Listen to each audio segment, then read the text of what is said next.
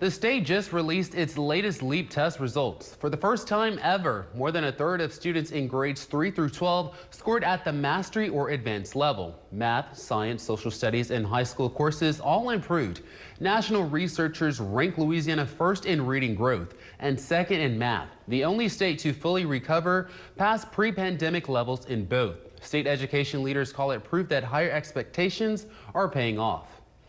And the Rapides Parish School Board says students in the parish scoring mastery or advance on the LEAP rose by 2 points this year. Now 40% recorded this year is the highest on record. Rapides Parish Superintendent Jeff Powell commended this year's scores growth, saying in part, quote, seeing a growth in overall proficiency and continuing to exceed average proficiency in the state is a testament to the hard work of our students, teachers, parents, and school administrators, and everyone else who supports the work of our students and staff.